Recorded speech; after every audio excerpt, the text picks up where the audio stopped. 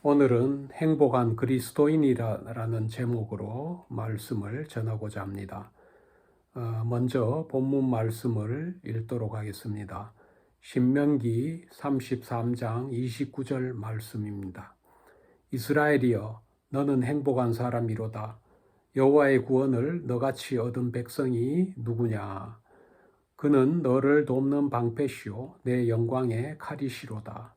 내 대적이 내게 복종하리니 내가 그들의 높은 곳을 밟으리로다. 아멘. 당신은 행복한 사람입니까? 라는 물음에 예라고 대답할 수 있는 사람이 얼마나 될까요?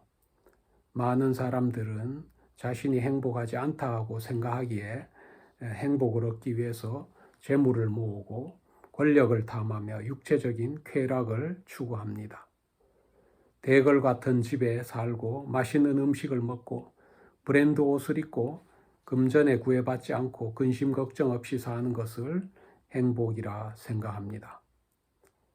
삶을 영위하기 위해서 물질적인 소유가 필요한 것은 사실이지만은 소유의 풍성함이 행복으로 인도하는 것은 아닌 것입니다.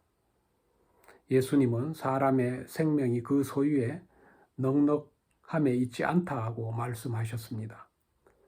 예수님은 어리석은 부자의 비유를 통해서 인간의 욕망과 물질적인 부를 넘어서는 것이 진정한 생명을 얻는 것이며 참 행복임을 말씀하셨습니다.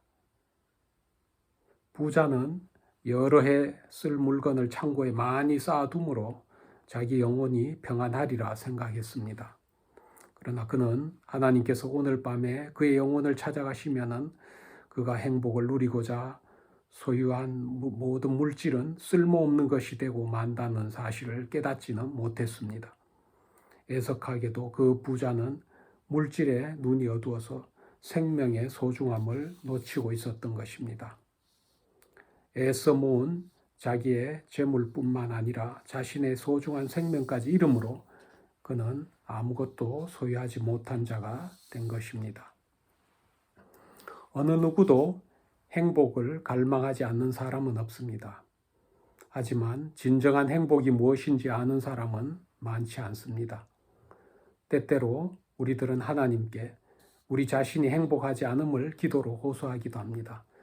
하나님, 나는 남들에게 있는 좋은 집이 없고 정규직이 아닌 임시직으로 직장을 다니고 있고 좋은 차가 없어서 행복하지 않아요. 나의 미래에 대한 근심과 마음의 상처와 육신의 질병이 있습니다. 그래서 행복하지 않아요 라고 말하기도 합니다. 우리가 좋은 환경이나 좋은 지위를 누리지 못할 때 우리는 불행한 것일까요? 하나님이 주시는 행복은 좋은 집과 차가 없어도 행복합니다. 먹고 사는 것이 힘들고 배부르게 좋은 음식을 먹지 못해도 행복한 것입니다. 근심과 걱정이 많아도 마음의 상처와 질병이 있어도 행복합니다. 그리스도인은 어떠한 상황에서도 행복합니다. 천지 만물의 창조주시며 주인 되시는 하나님께서 우리를 자녀로 삼으셨다는 사실을 깨닫고 하나님이 우리 아버지이심을 고백할 때 우리가 행복한 것입니다. 하나님은 약속의 땅 가나안으로 새 출발을 앞둔 이스라엘에게 모세를 통해서 너는 행복한 사람이다 라고 선포하셨습니다. 당시 이스라엘에게는 그 어떤 경제적인 풍요나 군사적인 힘이나 외부 환경의 이로움도 없었던 것입니다. 이스라엘에게는 아직 분배받은 땅이 없었고 좋은 집이나 물질적인 풍요도 누릴 수는 없었습니다. 세상적으로 보면 행복해야 할 이유나 조건이 없었지만 하나님은 이스라엘을 향해 행복한 사람이다 라고 선포하시는 것입니다. 본문 말씀을 통해 진정한 행복의 의미에 대해서 살펴보도록 하겠습니다. 먼저 우리가 행복한 첫 번째 이유는 하나님이 우리를 구원하셨기 때문입니다. 우리 성도들은 예수 그리스도를 믿음으로써 구원받아 하나님의 백성이 된 사람들입니다. 에베소서 2장 1절 말씀입니다. 그는 허물과 죄로 죽었던 너희들을 살리셨도다. 우리 인간의 죄는 크게 원죄와 자범죄 두 가지로 나눌 수 있습니다. 원죄는 아담이 지은 죄로 모든 인간이 모태에서부터 죄를 가지고 태어나는 것입니다. 이 원죄는 사탄이 인간 마음속에 의심과 불신의 씨앗을 뿌려서 인간으로 하여금 하나님이 금지한 선악과를 따먹게 함으로써 죄를 짓게 된 것입니다. 아담이 지은 죄로 인해서 인간에게 사망이 오게 되었으며 단 한 번의 불순종으로 모든 사람이 죄인이 된 것입니다. 인간에게 원죄 외에 자범죄가 있는데, 자범죄란 원죄의 영향을 받아 인간이 고의적이나 그러나 적극적으로 짓는 범죄 행위입니다. 자범죄는 우리 행동으로 짓는 외형적인 범죄로는 도둑질, 살인, 간음, 속임수 등이 있고, 또한 우리 마음속에서 이루어지는 내면적인 범죄로는 악한 생각, 의심, 교만, 질투, 증오, 탐욕, 음욕 등이 있는 것입니다. 우리들이 예수님을 영접하기 전에는 원죄와 자범죄를 모두 가지고 있었습니다. 사도 바울은 예수를 알기 이전의 상태를 가리켜 죄와 허물로 죽은 상태라고 말했습니다. 죽음이라는 말은 하나님과 관계가 끊어진 상태를 말하는 것으로 죄와 허물이 하나님과 사람 사이를 갈라놓게 되는 것입니다. 로마서 3장 23절에 모든 사람이 죄를 범하였기 때문에 하나님의 영광에 이르지 못한다고 기록되어 있습니다. 모든 사람은 자기가 범한 죄와 허물로 인해서 하나님과의 관계가 끊어져서 하나님이 예비하신 영광에 이르지 못하게 되는 것이며, 하나님의 영광에 이르지 못한 상태는 바로 죽음의 상태에 있는 것입니다. 우리가 예수님을 영접하지 않았을 때에는 죄를 지어도 죄인 줄 모르고 세상의 악한 풍습과 사탄 마귀의 악한 세력이 이끄는 대로 끌려다녔고 하나님 말씀에 철저히 불순종하였던 것입니다. 예수님을 모르고 예수님을 영접하지 않았음으로써 모든 일에 육체의 욕심을 따라서 자기 마음이 원하는 대로 방탕하게 살았던 것입니다. 그 결과 우리들은 진노의 자녀가 되어서 영원한 형벌을 받아 마땅한 상태에 있었던 것입니다. 그러나 하나님은 형벌을 받아 마땅한 우리들을 불쌍히 여기셨고 당신의 사랑과 풍성하신 긍휼로 죄와 허물로 죽은 우리를 그리스도와 함께 살리셨습니다. 우리를 그리스도와 함께 살리셨다는 말은 그리스도를 통해서 죄사함을 받게 되었다는 것입니다. 죄와 허물이 사람과 하나님 사이를 갈라놓아서 죽음에 이르게 했다면 이제는 하나님이 우리들이 지은 죄와 허물로부터 우리를 격리시킴으로써 새 생명을 주신 것입니다. 모든 사람이 자기가 지은 죄로 인해서 하나님과 원수가 되어서 하나님의 영광에 이르지 못했지만 이제는 예수 그리스도를 통한 죄사함 때문에 하나님이 내리시는 구원의 영광과 화해와 평화의 영광에 이를 수 있게 된 것입니다. 죄로 인해서 영원히 죽을 수밖에 없는 우리를 이 땅에서는 죄의 짐에서 해방시켜 주셨고 미래에 다가올 하나님 나라에서는 그리스도와 함께 영광을 누리는 영생을 허락하신 것입니다. 그렇다면 하나님은 왜 구원의 은혜를 우리에게 주신 것일까요? 첫 번째 이유는 하나님의 풍성하신 은혜를 모든 세계대의 사람들에게 알게 하기 위한 것입니다.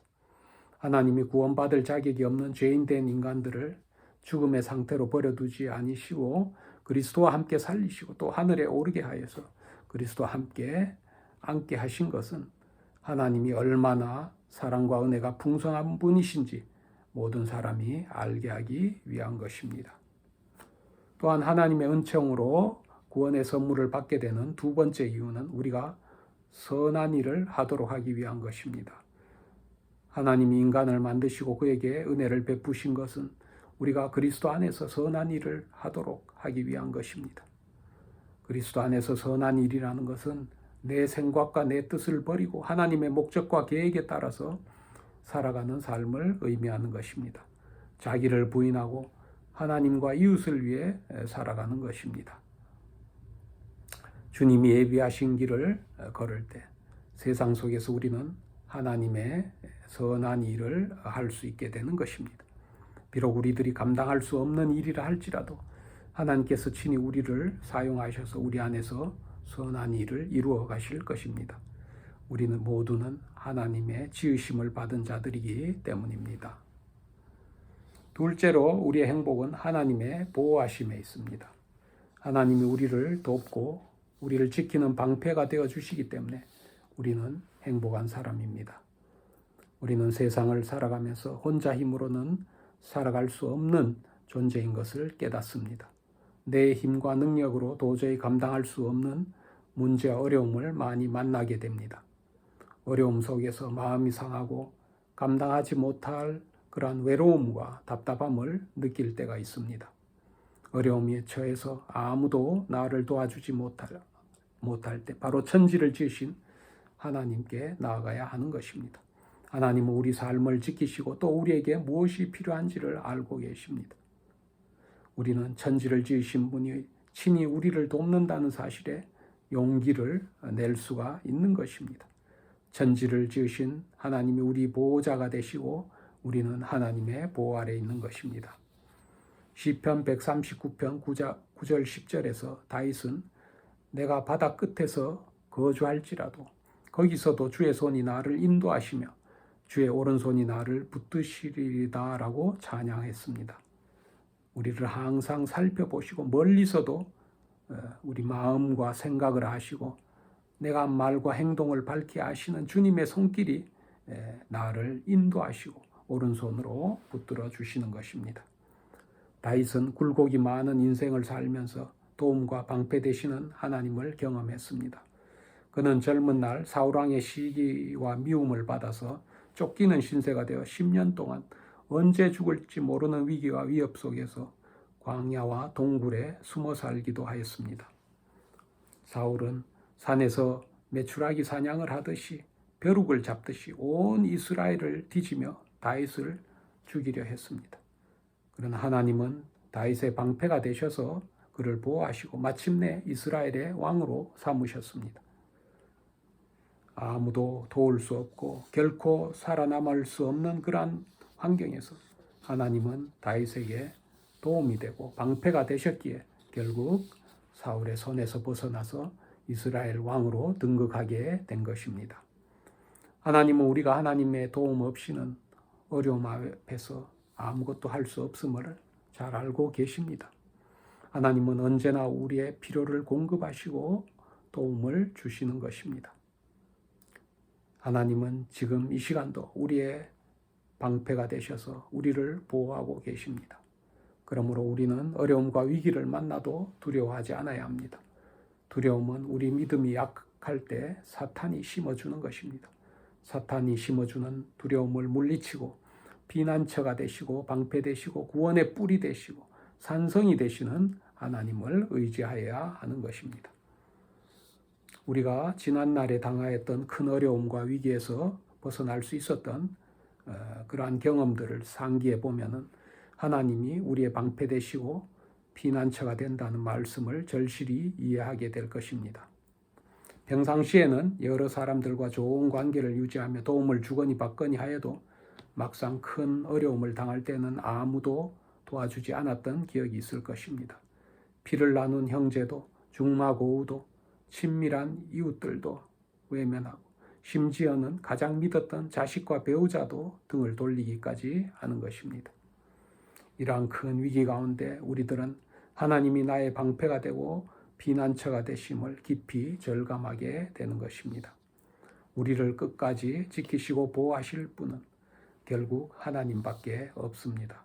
그러므로 우리가 힘들고 어려운 일을 만날 때에는 이 일이 얼마나 힘들고 어려울까를 생각하는 대신에 힘들고 어려운 일 가운데서 우리를 지켜주시고 보호하시는 하나님 은혜에 감사해야 하는 것입니다. 세상에서 가장 강력한 힘은 사랑의 힘입니다. 물질을 사랑하는 사람은 물질의 크기에 따라서 힘을 얻습니다. 사람을 사랑하면 사람에게서 힘을 얻습니다. 권력을 사랑하면 권력으로부터 힘을 얻습니다. 그러나 세상의 가치는 일시적이고 영원하지 않습니다. 세상은 변합니다. 재물을 사랑하는 사람은 재물이 사라질 때 힘을 잃습니다. 권력을 사랑하는 사람이면 권력이 없으면 생명을 위협받기도 합니다. 사람을 사랑하는 사람은 사랑하였던 사람으로부터 배신을 당합니다. 자식을 사랑하는 사람은 자식이 속을 썩이면 자식을 원수처럼 여기며 힘을 잃게 되는 것입니다. 그런데 하나님을 사랑하는 사람은 하나님에게서 힘을 얻습니다. 하나님을 사랑하는 사람은 재물이 없어지거나 권력이 없어지거나 믿었던 사람이 배신하여도 힘이 없어지지 않습니다. 오히려 그러면 그럴수록 하나님을 더욱 사랑하고 의지하는 마음이 강해지는 것입니다. 하나님은 언제나 동일하시며 어제나 오늘이나 또 영원토록 동일하신 분이심을 묵상하게 됩니다. 그리스도인의 힘과 능력은 위기와 고난 속에서 빛을 발하게 되는 것입니다. 주님이 가르쳐 주신 말씀을 단순히 배우고 아는 것에서 그치는 것이 아니라 말씀을 삶 속에서 실천함으로 힘과 능력이 나타나는 것입니다. 말씀을 배워서 아는 것이 능력이 아니라 말씀으로 사는 것이 힘과 능력이 되는 것입니다. 우리에게 능력이 있어서 하나님께 쓰임을 받는 것이 아니라 우리가 죄를 멀리하고 깨끗한 그릇이 되고 또 거룩한 삶을 추구할 때 하나님이 우리를 도우시고 힘과 능력을 주시고 우리를 당신의 도구로 사용하시는 것입니다. 셋째로 하나님이 우리로 하여금 승리하시기에 우리가 행복한 것입니다. 본문에 내 대적이 내게 복종하리니 내가 그들의 높은 곳을 밟으리로다 했습니다. 전쟁은 하나님께 속한 것이기에 내가 하나님 편에 있다면 아무리 강한 적이 내 앞에 있더라도 반드시 승리할 것입니다. 우리 힘으로는 감당할 수 없는 어려운 문제들도 하나님께 속해 있습니다. 문제가 아무리 크고 어려워도 하나님이 함께 하실 때는 우리가 능히 감당하고 해결할 것입니다. 우리가 하나님 편에 하나님 말씀에 순종하느냐 그렇지 않느냐에 따라서 승패가 결정될 것입니다. 문제의 난이도와 경중이 중요한 것이 아니라 내가 하나님 편에 서 있느냐 내가 하나님을 굳게 신뢰하고 있느냐가 문제 해결의 열쇠가 되는 것입니다. 구약성경 사사기 4장에는 이스라엘과 가나안의 전쟁이 기록되어 있습니다. 이스라엘이 여호와의 목전에서 악을 행하여 가나안 왕 야빈이 이스라엘을 20년 동안 학대했습니다. 이스라엘은 하나님께 부르짖었습니다. 하나님은 이스라엘의 부르짖음을 들으시고 사사 드보라와 바락을 통해서 가나안을 물리치겠다라고 말씀하셨습니다. 가나안 왕인 야빈은 철벙거 900대나 가지고 있었기 때문에 이러한 막강한 전력의 군대와 싸워 이기는 것은 거의 불가능에 가까운 일입니다. 그러나 세상 사람들의 예측과는 달리 이스라엘은 가나안의 군대 장관 시스라의 전쟁에서 대승을 하게 됩니다. 아무리 최첨단 무기로 무장된 강한 군대라 할지라도 하나님이 함께하는 군대와 싸워 이길 수는 없는 것입니다. 전쟁의 승패는 강력한 군사력이 아니라 하나님이 어느 편에 있느냐에 따라서 좌우되는 것입니다. 왜냐하면 전쟁은 하나님께 속한 것이기 때문입니다. 따라서 무엇보다 중요한 것은 우리가 하나님 편에 서 있느냐 하는 것입니다. 하나님 편에 서 있는 사람은 언제나 승리합니다. 세상이 아무리 철병거라는 강력한 무기를 가지고 있어도 하나님은 그 철병거를 무력화시키는 것입니다. 하나님은 야빈의 군대 장관 그 시스라와 그의 모든 병거와 모든 군대를 칼날로 혼란에 빠지게 하였습니다. 군대 장관 시스라는 병거에 내려서 도망을 갔습니다. 하나님이 함께 하시면 우리를 괴롭히고 힘들게 하는 대적이 아무리 강하여도 아무것도 아닌 것입니다. 우리 앞에 있는 문제가 아무리 엄청나게 보여도 하나님 앞에서는 아무것도 아닌 것입니다. 하나님이 함께 하시면 우리가 그 어떤 난관에 봉착해 있을지라도 반드시 승리하는 것입니다. 여호수아서 17장에 요셉 자손은 분깃으로 받은 땅이 작다고 지도자 여호수아에게 말합니다. 여호수아는 에브라임 산지가 너무 작다면 이미 기업으로 받은 땅에 미개척지를 스스로 개척하라고 명령합니다. 요셉 자손은 다시 불평합니다. 에브라임 산지는 여전히 작고 골짜기 땅에 거주하는 모든 가나안 족속에게는 철병거가 있어서 더 이상 개척을 할 수 없다라고 다시 불평합니다. 이에 여호수아는 너희가 인구가 많은 큰 민족이요 큰 권능을 가졌으니 산지와 산림이라도 개척하라고 명령합니다.